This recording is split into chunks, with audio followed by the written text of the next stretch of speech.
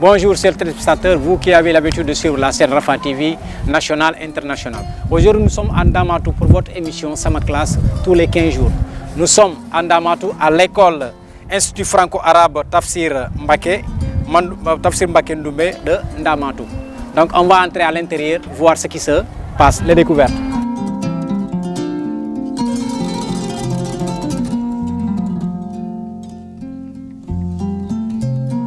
Nous sommes toujours dans la même école.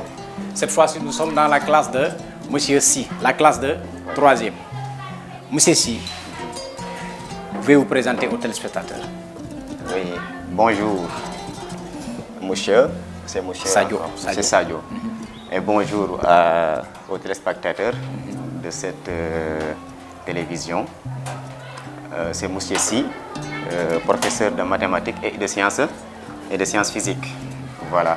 Donc, merci d'être là pour visualiser non seulement l'importance de ces éducations, mais aujourd'hui nous sommes avec la troisième vie. Très bien. Merci beaucoup. Merci. Monsieur Si, vous pouvez dispenser quelques cours aujourd'hui? Bon, équation et inéquation. Équation et inéquation. Oui, du premier degré à une inconnue. Du premier degré à une inconnue. Oui. Très bien. Monsieur Si, vous avez les élèves. Vous avez la craie. Ouais. Vous avez le tableau. Ouais. Que le travail commence. Allez-y. Merci, monsieur. Donc, chers élèves, aujourd'hui, nous allons attaquer notre deuxième chapitre. Notre deuxième chapitre intitulé en numérique équation et inéquation du premier degré à une inconnue et plus précisément dans R. D'accord? Donc, vous prenez la partie numérique.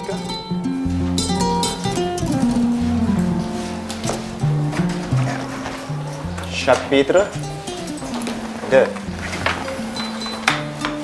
Donc, équation et inéquation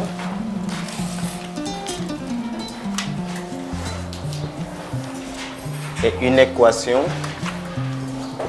du premier degré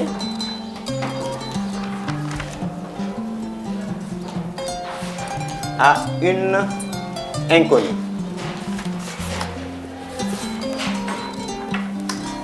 Excusez-moi, à une inconnue. D'accord?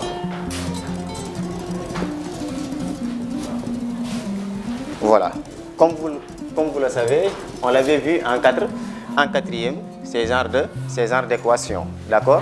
Et en troisième, on va juste faire maintenant une continuité. Comme on l'a toujours dit, en mathématiques, on fait qu'une continuité. D'accord? Comme on l'avait vu, équation du premier degré à une inconnue. Donc avant d'entamer quelque chose de nouveau, on va essayer maintenant de faire quoi? On va essayer maintenant de faire un petit rappel. D'accord? Donc vous mettez grand 1, rappel. Et petit 1, équation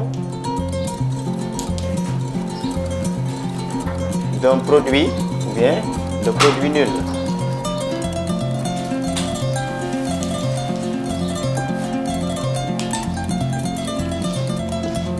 C'est-à-dire, c'est du type, c'est quel type? Équation du type AX plus B, facteur de CX plus D est égal à 0. Donc, comme on l'avait dit, un produit est nul si au moins l'un de ces facteurs est nul. Donc, c'est ce que nous allons entamer. Donc, vous mettez exemple. Exemple. Soit à résoudre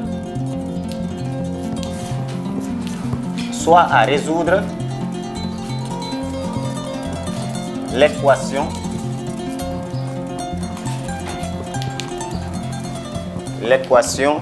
de point, vous mettez à la ligne et vous prenez l'exemple 2x moins 3 facteur de x plus 1 est égal à 0. D'accord? Alors, qui peut m'expliquer maintenant comment peut-on résoudre cette équation? Qu'est-ce qu'on doit faire en premier lieu? Oui. 2x moins 3 égale à 0 ou bien x plus 1 est égal à 0. Donc c'est ce qu'a dit maintenant la propriété. un produit est nul si au moins l'un de ces facteurs est nul. Et là, vous voyez que c'est un produit de combien de termes? De 2 termes. Alors, normalement, l'un de ces termes doit être nul pour que le produit soit nul. Alors, donc on dit quoi? Ceci équivaut à quoi? Soit c'est 2x moins 3 qui est égal à 0, ou bien encore quoi? X plus 1 est égal à 0. Et là maintenant, nous avons combien d'équations à résoudre? Nous avons maintenant 2 équations à résoudre. Et vous savez que ici, chaque équation, c'est une équation du premier degré à une inconnue. De quelle forme maintenant? Du forme ou bien de la forme, autant pour moi, ax plus b est égal à 0. Donc l'inconnu ici, c'est quoi? C'est le x. Et nous devons maintenant rechercher cet inconnu. En quoi faisant? Ceci implique quoi? 2x est égal à combien? Est égal à 3. Et vous savez très bien que ici, nous avions moins 3. Et si on transpose, c'est-à-dire si on fait sauter l'égalité, le nombre, moins 3, son signe va changer. Et là maintenant, ça va devenir 3. Et là maintenant, nous avons quoi? Un autre type. D'accord? Quel type encore? Vous avez la forme AX qui est égale à quoi? Qui est égale à B. Et dans ce cas encore, nous avons toujours le même inconnu, X. Et maintenant, pour rechercher ce X-là, on ne va pas transposer maintenant un autre terme ici, mais un terme, mais plutôt on va transformer ce qu'on appelle ici un facteur. Donc le A est un facteur pour X, parce qu'il est multiplié à X. Alors qu'est-ce qu'on doit faire? On doit maintenant transposer le numérateur. Et si le numérateur est transposé, il va devenir quoi? Il va devenir dénominateur de ce qu'il trouve là-bas. Alors nous avons ici X est égal à quoi? On trace toujours la barre de fraction. Et on commence ici par quoi? 3 sur combien? Sur 2. Et maintenant, cette équation est résolue. Dans ce cas, maintenant, nous avons continué avec l'autre, comme on avait dit, où on continue maintenant. X est égal à quoi? Moins 1, comme tout à l'heure, bien évidemment. Parce que ici, on avait moins 3 et on transpose moins 3, ça devient plus 3.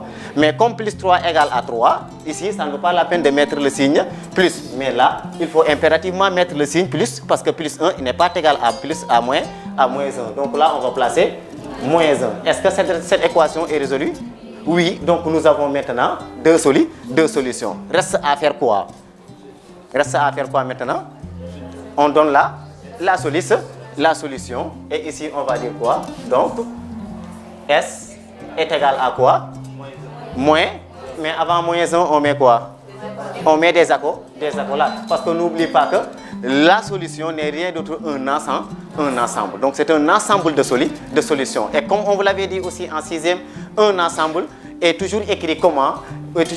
Commence toujours par ce qu'on appelle un accolade et se termine toujours par un accolade. Alors, si on met l'accolade entre les deux valeurs, on va maintenant les comparer. Donc ces deux valeurs-là, on a une valeur négative et une valeur positive. Donc une valeur négative est toujours plus petite qu'une valeur positive. Donc je commence par la valeur négative. Donc c'est moins 1, 3 demi et je ferme l'accolade. Mais est-ce qu'on doit arrêter aussi encore par là?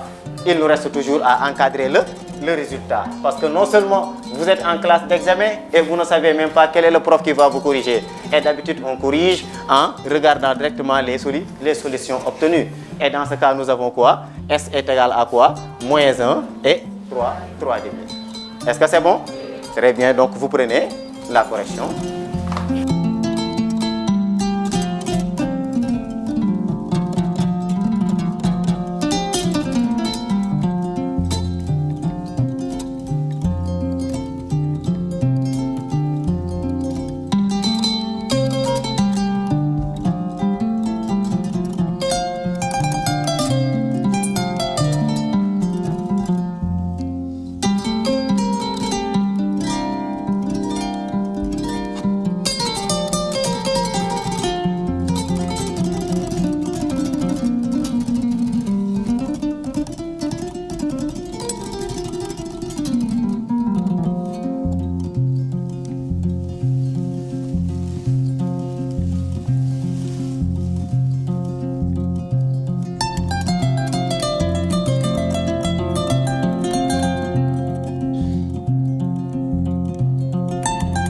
Vous avez fini?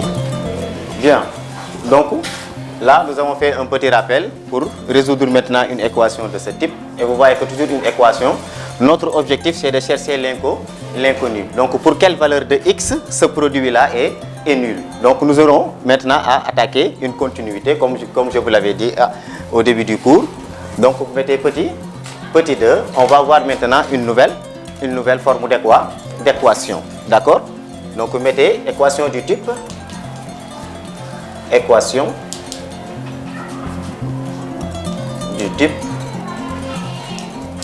deux points. Et là maintenant on va voir avec les valeurs absolues. Ax plus b en valeur absolue est égal à quoi? Est égal à cx plus d en valeur absolue. Ou bien quoi encore? Vous mettez point virgule. On peut aussi avoir ax plus b est égal à quoi? Est égal à c, tout simplement sans valeur absolue. D'accord? Maintenant, on va vous donner les propriétés. Comme ici, on avait petit 2. D'accord? Vous pouvez mettre maintenant petit a. D'accord? Et petit a, on va voir maintenant l'une de ces formes. D'accord? Donc, on peut commencer par ax plus b est égal à quoi? Est égal à c. D'accord? Donc, on va voir en petit a cette équation. Est-ce que c'est bon? Maintenant, pour résoudre cette équation, parce que c'est comme tout à l'heure avec ce type d'équation-là. Qu'est-ce qui les différencie? C'est juste ici, le C là-bas peut être nul, comme le C peut être positif, comme le C peut être négatif. Mais comme vous le saviez, la valeur absolue est toujours positive. Donc, nous devons étudier le comportement de C. C'est-à-dire la parité de C. Est-ce que C est positif? Est-ce que C est négatif? Est-ce que C est nul? Maintenant, à chaque instant, si C est positif, il y aura une conclusion à tenir. Si C est négatif, il y aura aussi une conclusion à tenir. Si C aussi est nul, il y aura aussi une conclusion à tenir. Donc cette équation doit être résolue tout en sachant qu'on doit d'abord étudier le comportement de C. Et maintenant ici on dit quoi? À la ligne, vous mettez un astérisque. Vous mettez un astérisque. Si C est supérieur à 0, si on dit supérieur à 0, on dit que C est positif. Si C est positif, donc là, on est en temps normal, c'est-à-dire la valeur absolue donne une valeur positive. Et là, c'est tellement juste. Et là, donc, on dit quoi? Virgule. Alors, l'équation admet deux solutions. L'équation admet deux solutions. Est-ce que c'est bon? Vous mettez à la ligne un autre astérisque. Si maintenant C est égal à 0, si C est nul, on est d'accord? Si C est nul, on dit quoi? L'équation,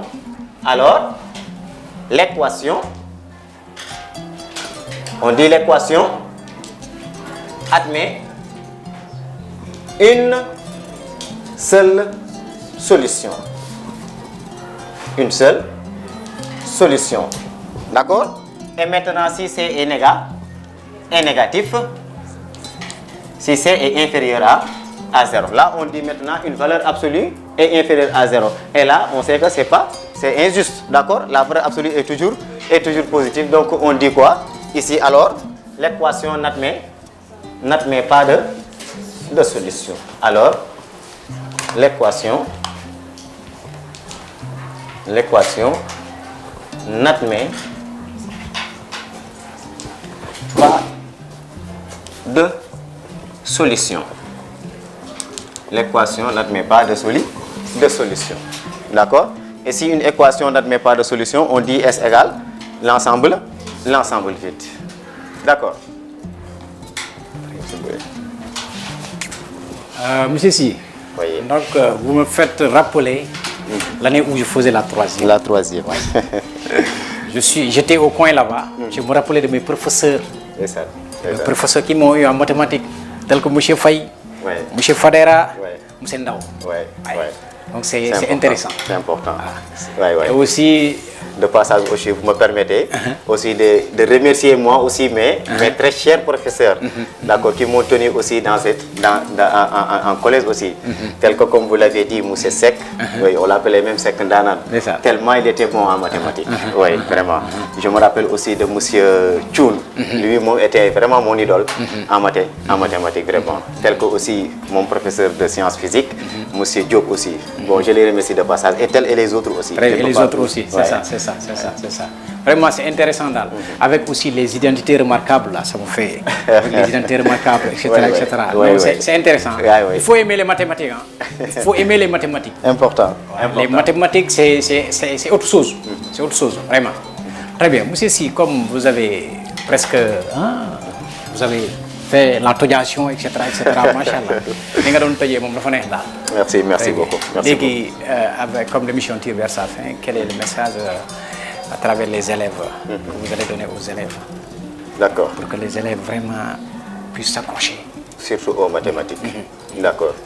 Bon, le message est, comme je le disais tout le temps, voilà, les mathématiques sont toujours importantes. Ouais, elles sont plus même qu'importantes, vraiment. Donc, surtout en classe de 3e, moi, mon message est toujours que, bon, il ne faut pas laisser, il ne faut pas même attendre la fin de l'année pour s'accrocher, d'accord, pour travailler surtout. Mais il faut s'y mettre dès maintenant, parce que l'examen, c'est aujourd'hui même.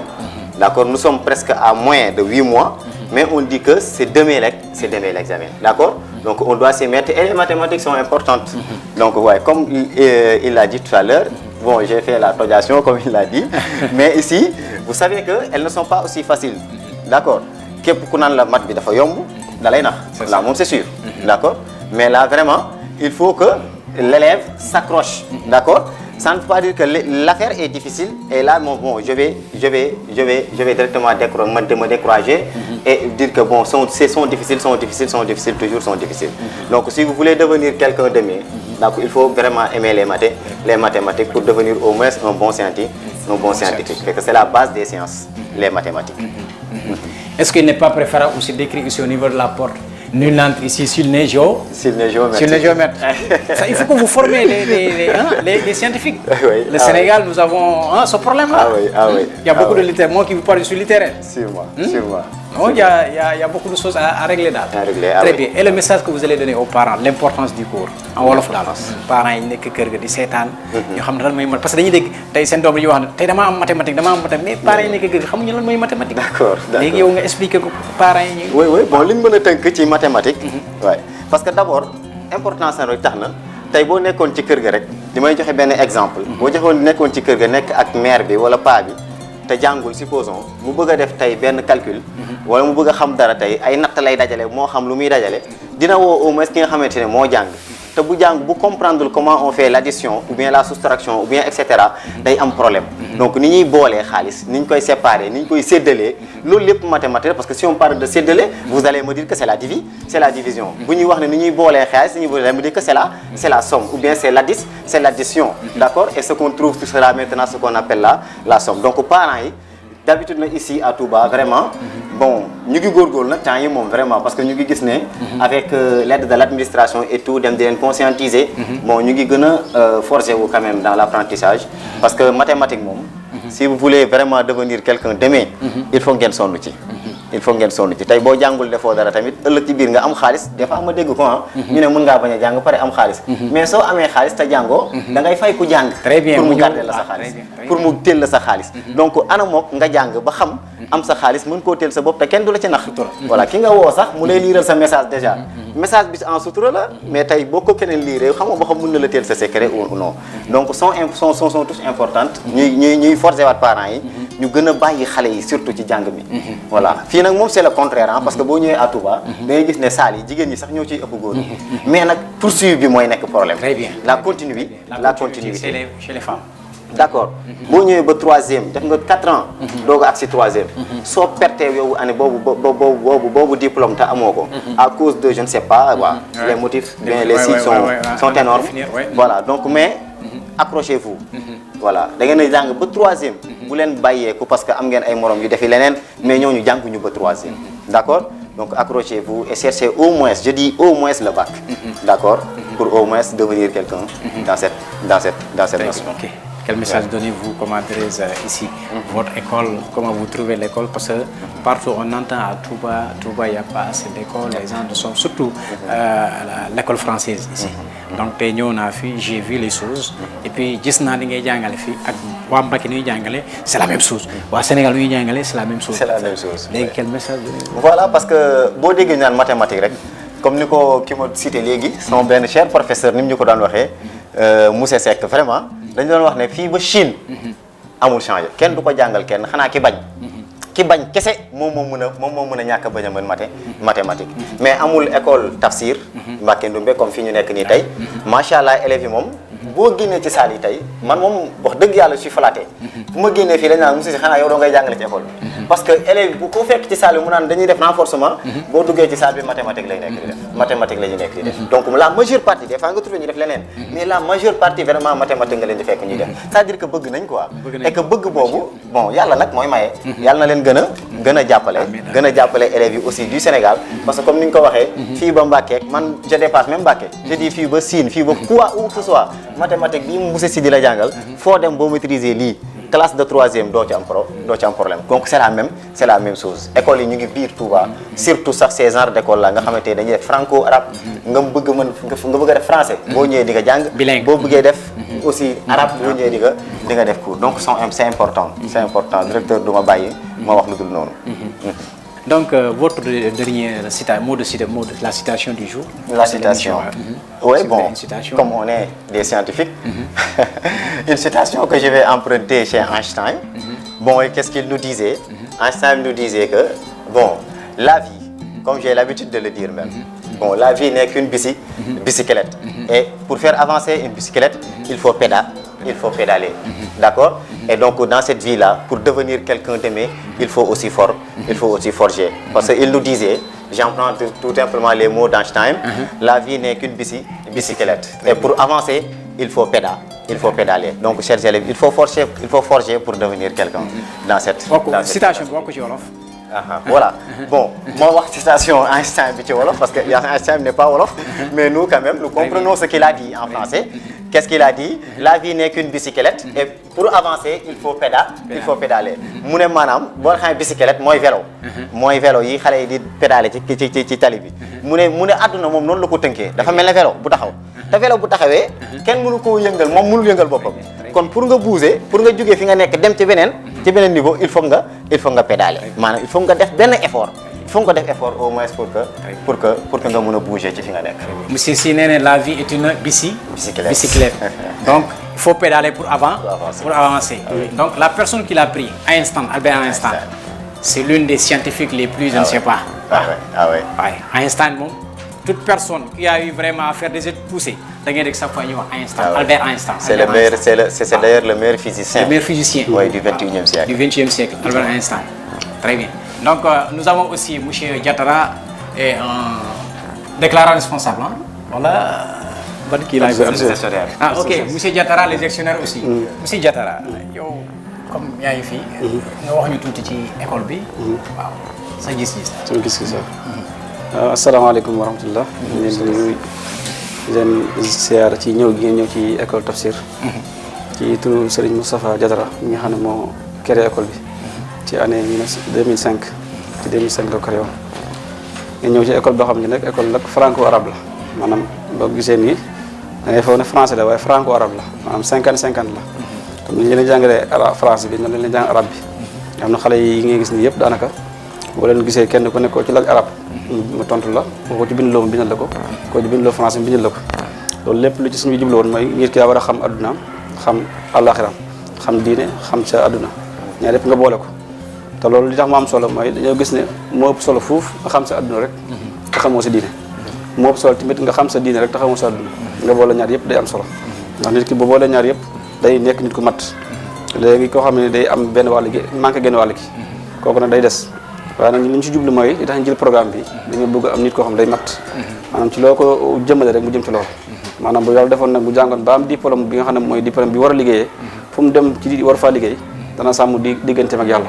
ndax jàngal nañ ko li nga xam ne mooy ab sàmm ci lañ ko dénk jàng nañ ko ci diine mu xam ko su demee dana xam ni mu koy yoree dana xam ni mu koy sàmmee fu mu mënti dem tim ci àdduna moo xam mu liggéey ci wàllu médecine moo xam mu liggéey ci wàllu gu mënti doon su fay liggéey wàllu diine ji moom da koy xamaale fekk jàngoon na ay farataam xamoon na ay sunnaam xamoon na li ko war ci diggante ak yàlla xam na tim li ko war a ci diggante ak réew mi ak diggante ay waajuram loolu lépp dañ koy jàngal ci daara ji ba tey dañuy jàngal tim ci lim ci jëm ci wàllu sëñ bi téere sëñ bi mooy wàllu xam-xam bi majalis dañ ko fiy jàngale comme gone yi buñ ñibbee ngoon gi am na ci ñoo xam ne yi ñibbi su ñu wàcc ngoon ñëw fi def fi majalis jàng téere sëñ bi wala mel ni nax jóob tawul sixaar ak ay yeneen yi jëm ci wàllu googu te it dañu leen jàngal ci yarub murid maanaam murid ni mu war a comporté woo comme ak daa Irak ak wàllu dimbalanteeg wàllu yërmandeeg yëpp dañu leen ko jàngal ci biir daara ji teewul bi ñu génnee dañuy demaat ci yeneen lycée yi seetlu nañ xale yi génn fii dem ci lycée yi suñ demee dañuy am beneen melokaan boo xamante ni moom ñi ñuy fekk sax maanaam ñoom bu leen gisee dañuy jàpp dañuy français kese la ñuy jàng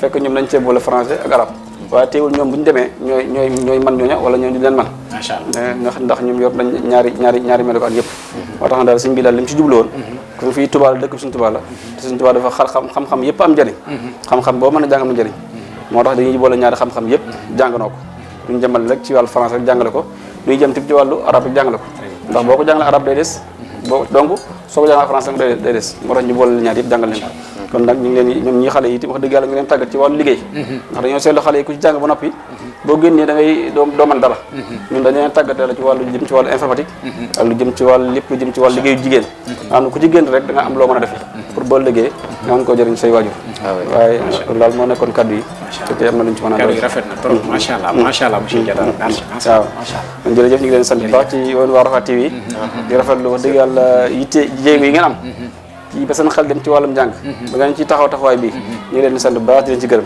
di ñaan yàlla suñu borom gën leen may ay télé man leen may ay seen wax dëgg yàlla moom rafet nañ émission bu baax ñu ñaan yàlla suñu borom gën leen a kattanal waaw gën dëgëral leen ba lépp ni ñu ko bëgg rek suñu borom defal leen ko barke seen xarit jërëjëf naa bu ñu paree dem ci directeur bi ak monsieur si léegi on va descendre en bas dañuy gis directeur bi avec le gouvernement scolaire là. D'accord. Vraiment toj nga fi merci ok.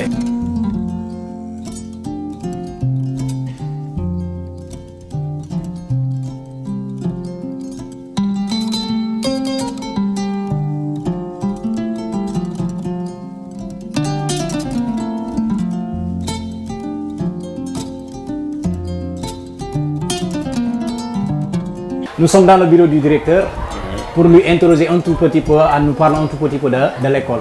Monsieur le directeur, ñëw nañ ci sa école bi. dem nañ ci classe bi def nañ découverte foofu. professeur ni ñuy jàngale. dama bëgg nga wax ma école bi ban année la créé. waaw salaamaaleykum gannaaw bu ñu leen nuyoo. présenté très bien. mbokki Rafah TV. di rafetlu seen teew fii ci daara ji. muy école Tafsir Mbacké Ndoumbé. di école boo xamante ne ni Serigne Moustapha Diatara moo ko créé. Serigne Moustapha Diatara nekk responsable daaray Kaamil. di koo xamante ne ni jàngalekat la woon ci Al Azhar. bu Cheikh Mouhamadoul Mourtada jot faa def ay liggéey yu am solo. yoo xamante ne ni ñëpp gis nañ liggéey bi nga xam ne moom la fa taxawee woon. bi mu demee nag ba jël retraite am ci la créé école bii. tuddee ko maamam bi ñuy wax Tafsir Mbacké Ndoumbé. bi mu ko créé nag ci atum 2005. waaye ñi commencé njàng mi ci atum 2006. bi ñu koy soog a créé école bi école arabe la woon. islamique arabe islamique la woon. mais bi ñu demee ba ci année 2009. ci la ñu soppiwaat programme bi def ko programme franco arabe. bi nga xam ne programme état la. ñu ngi ko créé ci année 2002. ci jamonoy Abdoulaye Wade. programme boobu nag bi ñu ko commencé di yóbbu suñuy candidat nekk candidat libre. ci examen état bi. ñu ngi ko commencé ci année 2012. ci lañ njëkk am ay candidats yoo xamante ne ni dem nañ def entrée en sixième. ci état bi. yàlla suñu borom defal ñu ci tawféex. ñu am ci résultats yu am solo. ci noonu lañ continuer ba collège bi ñëw. ñu commencé BFM bi. moom it di ko def chaque année. ci année 2013 2014 ci lañ ko commencé di ko def. ba ci daaw moo ci mujj. ci année bii jàll ñu ngi ci am pourcentage boo xam ne boo am solo la muy 100%. moom lañ am ci BFM yi daaw. ñu ngi am 85% daaw ci CFE entrée en sixième. mu nekk ay résultats yoo xamante ne ni yeneen année yi ci topp yëpp xëy na lim bi dana xaw a métti lépp ñu ngi ci tableau bi. ñu ngi ko ci def. année bu ci nekk résultats yi ak pourcentage bi. def nañ ko ci. xëy na bu waxtu bi gënoon a yaatu danañ dugg ci année bu nekk leeral ci pourcentage bi nga xam ne moom lañ ci jot a def. kon école bi daal noonu la tëddee.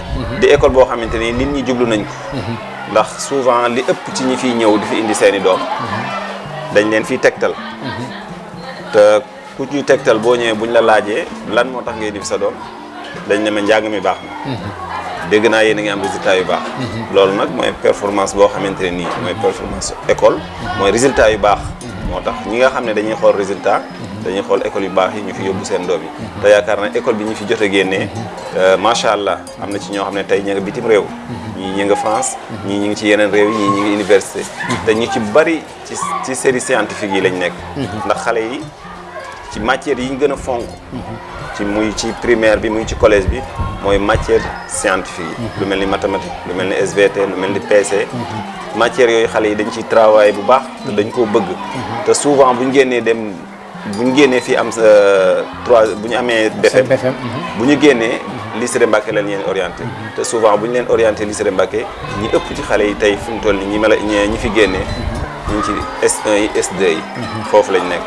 loolu daal laa ci mën a. léegi loolu noonu lan mooy seen secret ana enseignant bi ngeen ñi nekk fii di jàngale. enseignant yi ñi liggéey ci état bi la wala yéen da ngeen am seen propre enseignant. ñoo xam ne ñoo nekk fii di jàngale parce que résultat dafa am solo. bu ñu waxee résultat. suñu xel bi day dem directement kan moo leen di yor kan moo leen jàngale. léegi seen recrutement enseignant laa bëgg nga wax ma tuuti. dëgg la loolu lu am solo la ndax école bu ñu ko waxee moom. mooy résultat yu baax li ko mën a indi mooy enseignant yu baax. soo amul enseignant yu baax doo am résultat yu baax. enseignant yi bu ñuy xool ñi nga xam ne ñoo fi nekk tey jàngale état presque kenn rek la. muy ki yor anglais bi. moom rek moo fi nekk amoon nañ fi ñeneen nag ñoo xamante ne nii doon nañ jàngale ci état bi mais nekkatu fi ñi fi nekk ñëpp daanaka kenn rek moo fi nekk ci état bi fi mu toll nii bu dee ci collège bi. waaye nag liy secret bi mooy bala ñoo jël enseignant danañ ko xool danañ ko tànn ci qualité yëpp ci qualité diplôme bi ci qualité formation bi yooyu yëpp dañ koy xool ndax duñu fekk ku ñëw rek déposé ay dossier am ne damaa bëgg a jàngale ñu jël la waaye danañ la natt ba xam ne mën nga ko wala danañ ay nit ñu la xam danañ ñu booleeg yow bañ xam ne yow lii mën nga ko ñu soog la recruter te buñ la recruter yi nga ñëw it duñ la bàyyee sa sago am na ci ñoo xam ne ay anciens directeurs lañ suñuy wóllëre lañ dañ fi ñëw di former gars yi démb rek lañ fi mujj waaw ay cellules pédagogiques la ñu fi def ak yooyu yëpp di leen former di gën a yokk seen xam-xam ci wàllu njàngale moo tax résultat yooyu bu amee loolu bokk na ci li ko indi enseignants yi nekk enseignants yoo xam ñoo am volonté lañ ndax dañuy dem li nga séq ak ñoom sax ci waxtu dañ koy dépassé ndax bëgg li ñuy def léegi ñu woo xale yi heure yoo xam ne wala jour yoo xamante ne daf leen jour ouvrable la ñoo ko moom mais dañuy woo xale yi ci école bi li leen renforcer loolu yi bokk na ci li nga xam ne dimbale na école bi ba nga xam ne mi ngi am yenn résultats yi waaw di wax bonne volonté yi rek waaw bonne volonté yi nga xamante ne daal njàng ñor na leen xam-xam ñor na leen te lii day loo xamante ne nii lu amal njëriñ dëkk bi la ndax franco arabe damay wax ne ba mu duggee bi ma dugg see Touba ak léegi gis nañ changement ndax li ëpp ci xale yi ñi ngi jàng seen diine di ko xam ñi ngi jàng ci wàllu adduna bi di ko xam ñiy jàng wàllu adduna yet yóbbuluñ leen dara ndax fii damay wax xale yi toujours ne leen yéen foo leen dem mën ngeen a taxaw wane seen bopp ci ñaari côté yëpp ndax diine bi ñu ngi koy xam te bu dee ci wàllu njàng français ci matière scientifique yi boo demoon ci école publique wala école boo xamante ne nii France rek la ñuy def boo leen comparé ak xale yi da nga xam ne xale yi macha allah li nekk ci ñoom moom fuñ jaar fu ne danañ ñu ko wax xam ne seen xale yi génnee foofu ñëw fii wax dëgg yàlla ràññiku nañ ndax amoon nañ ci ay yeneen xale yoo xam ne demoon nañ ci beneen bi ñu jegee fii am BFM dem ci benn école privée maanaam nañ 3 ans yi ñu fa def yëpp ndax fii amuñu woon lycée 3 ans yi ñu fa def yëpp ba am bac ñoom 5 élèves yooyu ñooy nekk 5 premières ba niñ fa génnee waaw ba niñ fa génnee tey kenn ki mi ngi France kenn ki mi ngi lycée mi ngi université bu Ndar kenn ki mi ngi université bu Dakar ñooñu ñëpp wax dëgg yàlla fii lañ génnee di ay xale yoo xam ne tey bu fa école bi nekkutoon tey dana demee neneen ndax sa doom bëgg a jógee fii jàngi ba Mbàkke wala jàngi ba feneen nekk jafe-jafe moo tax ñëw gi ñëw ci gox bii moom wax dëgg yàlla dimbali na waa gox bi yëpp tey beneen ndimbal bi waxuma la xale yi jàng rek waaye waa gox bi nga xam ne ñoo fi nekk di ay jigéen bu heure génn xale yi jotee heure wàcc ñu ñëw di jaayantu am lu ñu yóbbu seen kër it loolu ci wàllu économique moom it mi ngi fi liggéey lu bare lu am solo voilà loolu moom wax dëgg yàlla gis nañ ko bu baax a baax. léegi daal yow ban message bi kii parents yi. waaw message bi may jox parents yi daal mooy ñu gën a góorgóorlu ci njàngum xale yi ndax jamono ji njàng moom jamono ju ne am na solo rawatina nag jamono ji ñu toll ndax bari maa ne parents yu am jafe-jafe ci seen àdduna ñàkk jàng leen ko teg kon ñàkk jàng googu comme jaar nga ci bu ci jaarale sa doom tey surtout xale yu jigéen ñi seetlu nañ ne ñoo ëpp ci classe yi ndax boo duggee ci classe léegi seet da nga ko seetlu boo duggee ci classe da nga gis ne classe bu fekkee 50 personnes ñoo fi nekk presque 40 personnes yëpp ay jigéen lañ kon loolu te boo xoolee jigéen ñi ñooy lu ñuy gën a yéeg classe yi ñuy ëpp li ñuy bàyyi te sëyi bi daf cee bari am na ñoo xam sax duñ sëyi waaye dañ leen yóbbu def loo leen ay liggéey yoo xam ne daanaka amul solo daanaka la seen yaay ya nekkoon di sonn rek ca la ñuy nekkaat kon li may gën a soññu parents yi mooy ñu gën a bàyyi xale yi ci école bi ñu toog ba am seen yenn diplôme bu ëllëgee ñu def seeni formation bu ëllëgee lépp lu ñuy joxe ci réew ñu mën cee am loolu daal laay soññu parents yi bu baax di leen gërëm nag di leen sant ñoom it ñu am taxawaay lañ parents d'élèves yi ñu am taxawaay lañ ñi ngi taxaw école bi bu baax donte ñi ngi joxe seen weer bu weer dee ñu fay seen doom teewul di APE bi nga xam ne ñooy comité parents d'élèves yi chaque weer am na lu ñuy dajale ci seen kees bu ñu demee ba école tijji ñu xool ban côté lañ mën a jàppee ci école bi ñu jàpp ko loolu tamit ñu ngi leen ci sant bu baax di sant it xale yi nga xam ne ñoo fi génnee nekk ci yeneen liggéey wala nekk ci meneen njàng ñoom it lépp lu école bi di def muy événement bu mën di def wala fête wala yu mën di doon ñoom it dañuy indi seen participation bu mag a mag di ci jiital seen njiit muy Amsa Diaw moo leen jiite wax dëgg yàlla taxawaayam rafet na ci fànn googu bu dee ci parents d'élèves yi di sant ku mel ni Aliou Ndaw mooy Baye Ndaw moo leen jiite ak soxna Bintu Diop ak soxna Assou Gueye ak soxna Seynabou Diop ñoom ñii daal wax dëgg yàlla ñooy jiite parents yi te gis nañ seen taxawaay bu baax di leen sant di leen gërëm di leen sant yéen waa Rafah TV ci ñëw gi ngeen ñëw fii seet suñu ndax lii lu am solo la ndax liggéey bi li koy wane mooy tax nit ñu xam ko ndax école bi fi mu nekk roqe na xëy na am na ñoo xam ne xamuñu ko waaye ñëw gi ngeen fi ñëw wane liggéeyu école bi loolu am nañ ci mbégte bu baax di leen sant di leen ñaanal suñu borom gën a yokk seen taxawaay ndax gis nañ seen liggéey bu baax nag ndax Rafah TV moom yaakaar naa ne ñi ko umpalee bariwul kon ñu ngi leen di sant di rafetlu seen i taxawaay bu baax a baax ndax ci xam-xam ak lu koy tasaar rek ci ngeen di jóg wasalaamaaleykum wa rahmatulah. jërë ngeen jëf waaw merci ñun tamit ñu ngi gërëm bu baax di la sant bu baax. di wax téléspectateurs yi émission bi jeex na. donc toujours comme ça tous les jeudis tous les 15 jours. ñu ngi ci classe yi. dem xool. jàngale surtout côté Touba fii. donc chaque jeudi ñu ngi ci classe yi xool. yow tamit di la gërëm. merci jërëjëf Rafah TV président de la plateforme. jërëjëf merci jërëjëf.